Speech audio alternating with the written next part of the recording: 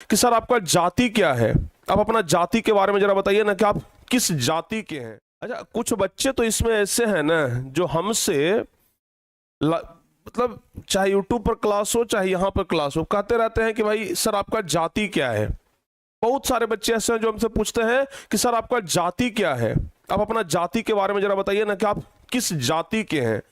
अरे बाबू, आप लोगों को एक दोहा बताया गया है, बचपन से पढ़ाया गया है, आप लोग शायद उसको भूल गए हैं, ठीक है ना। क्या बताया गया है आपको कि जाति न पूछिए साधु से, पूछ लीजिए कुछ ज्ञान।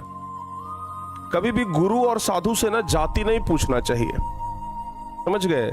साधु अगर जाति पूछ करके आशीर्वाद देना शुरू कर दे, साधु जी के कोई गोड़ लागने के लिए जाए, साधु जी का कोई पैर छूने के लिए जाए और बोल दे कि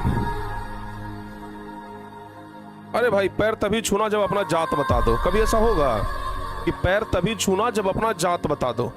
कभी ऐसा हो सकता है? कभी नहीं ऐसा होगा, क्योंकि साधु महात्मा जो होते हैं वो सबके लिए बराबर है। वैसे ही गुरु जाति देख करके किसी को नहीं पढ़ाता है कि फलानमा इस जाति का है तो इसको पढ़ाएंगे, चिलनमा इस जाति का है तो इसको नहीं पढ़ाएंगे। गुरु और साधु से ना कभी जाति नहीं पूछा जाता है, कुछ ज्ञान पूछ लीजिए। इसलिए कहा जाता है कि ये जाति न पूछिए साधु से, पूछ लीजिए कुछ ज्ञान।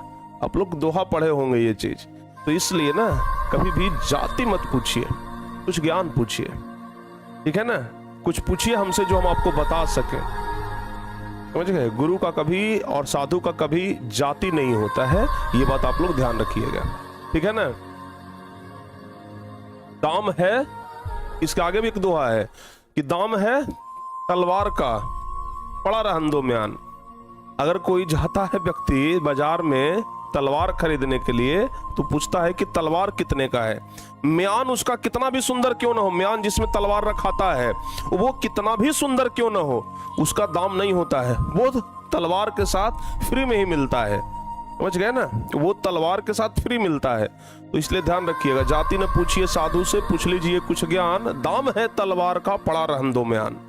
तो ये बात हमेशा ध्यान रखिएगा, ठीक है ना। चलिए।